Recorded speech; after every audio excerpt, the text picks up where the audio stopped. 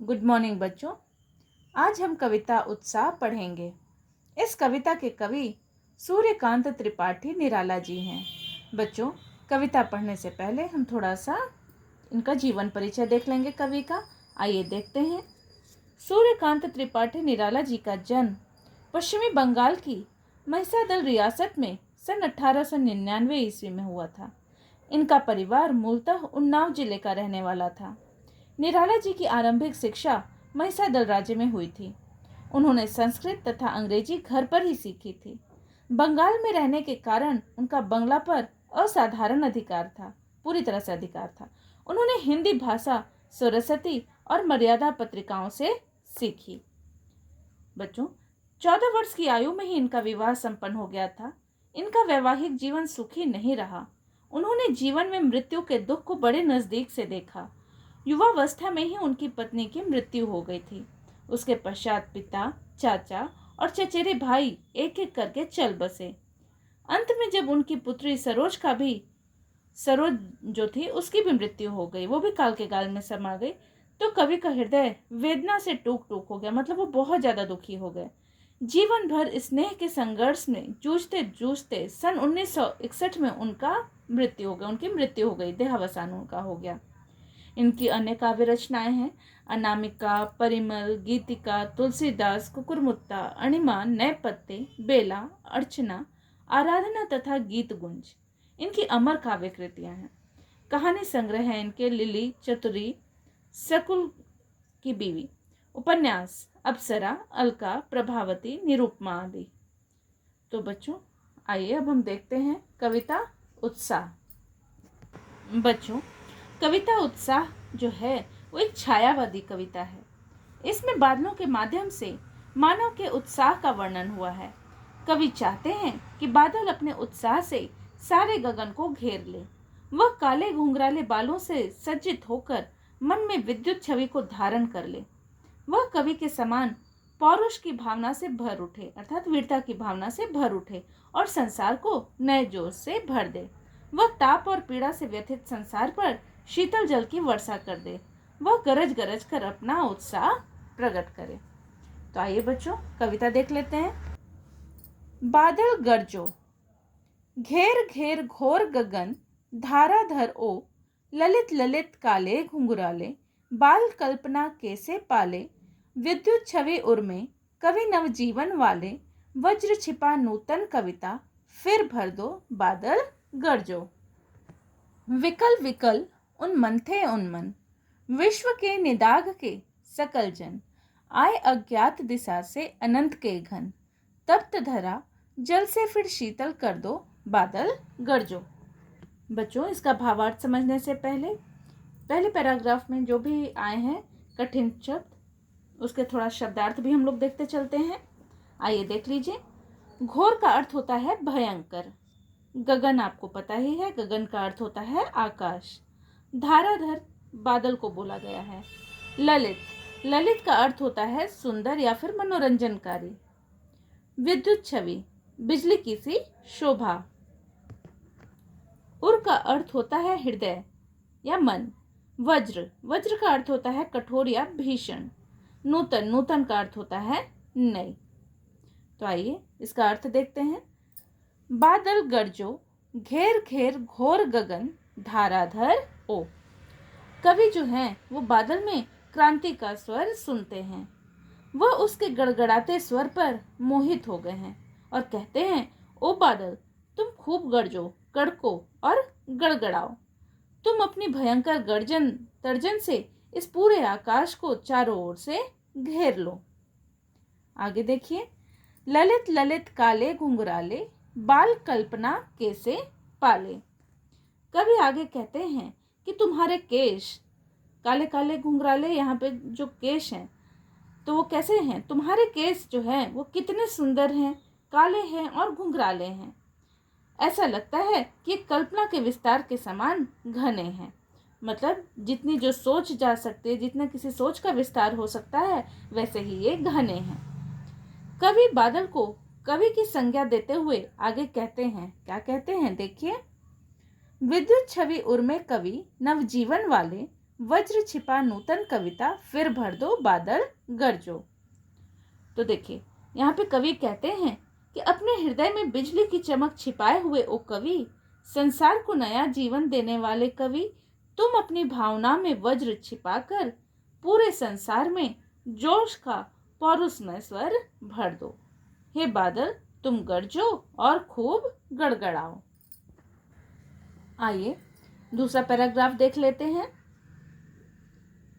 विकल विकल उन्मन थे उन्मन। विकल का क्या अर्थ होता है? विकल का अर्थ होता है बेचैन।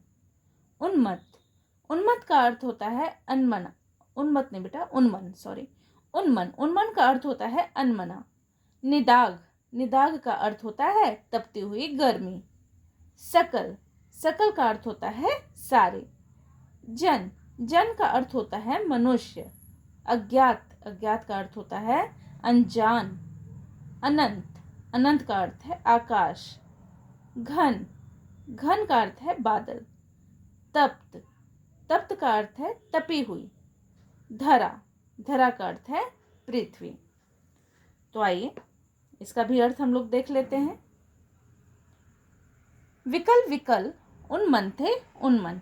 कवि कहते हैं कि चारों ओर बेचैनी थी, व्याकुलता थी। विश्व के निदाग के सकल जन, हर मनुष्य परेशान था। लोगों के मन कैसे थे? उछटे हुए थे, अनमने थे। विश्व के जो सभी लोग थे वो भीषण गर्मी के कारण दुखी थे। आए अज्ञात दिशा से अनंत के घन, तब न जाने आकाश की किस अनजान दिशा से ये बादल चले आए। तब तो धरा, जल से फिर शीतल कर दो बादल गरजो। कभी बादलों का आह्वान करते हुए फिर से कहते हैं कि बादलों, तुम खूब बरसो और गर्मी से झुलसे लोगों को शीतल कर दो, उन्हें ठंडक पहुंचाओ, खूब गरजो। इस कविता का अर्थ यह है बेटा कि संसार में चारों ओर हिंसा थी, कष्ट थे, दुख थे। लोग जो थे वो परेशान थे, अनमने से थे। तब न जाने कौन छाया सा बनकर आया और दुख से पीड़ित धरती के लिए कल्याण और मंगल की वर्षा कर गया। कवि बादलों से यही प्रार्थना कर रहे हैं कि हे बादलों, तुम खूब गरजो, बरसो और दुख पीड़ित जनता का सारा दुख हर लो, अर्थात उन्हें सुख प्रदान करो। तो बच्चों, ये थी आपकी कविता उत्साह। बच्चों, इसी पाठ में आपको सूर्यकांत त्रिपाठी निराला जी की एक और कविता छोटी सी अट नहीं रही है दी गई है। आइए उसका भी भावार्थ समझ लेते हैं। कविता अट नहीं रही है में फागुन मास की मस्ती और शोभा का मनमोहक वर्णन किया गया है। फागुन की शोभा इतनी अधिक है कि वह समा नहीं पा रही है। कहीं मादक हवाएं हैं तो कहीं गगन में उड़ते पक्षी हैं, कहीं वृक्षों में लाल लाल हरे पत्ते उगाए हैं तो कहीं रंग बिरंगे फूल उगे हैं। हर जगह शोभा ऐसी खिली है कि वह समाये नहीं समा पा रही है, बाहर झलक रही है। तो आइए इस कविता का वर्णन देख लेते हैं। अट नहीं रही है आभा फागुन की तन, सट नहीं रही है। कहीं सांस लेते हो, घर घर भर देते हो, उड़ने को नभ में तुम पर कर देते हो। आँख हटाता हूँ तो हट नहीं रही है, पत्तों से लदी डाल, कहीं हरी कहीं लाल, कहीं पड़ी है उर्मी मंद गंध पुष्पमाल, पाट पाट शोभा श्री पट नहीं रही है। तो आइए बच्चों इसका भावार्थ देख लेते हैं। आइए पहले इसके शब्दार्थ देख लें। अट का अर्थ होता है समाना या प्रवेश पाना। आभा का अर्थ होता है चमक या ज्योति। फागुन, होली के बाद वाला सुहावना मौसम। नभ, आकाश। उर, हृदय। मंद, धीमा। पुष्पमाल मतलब फूलों की माला।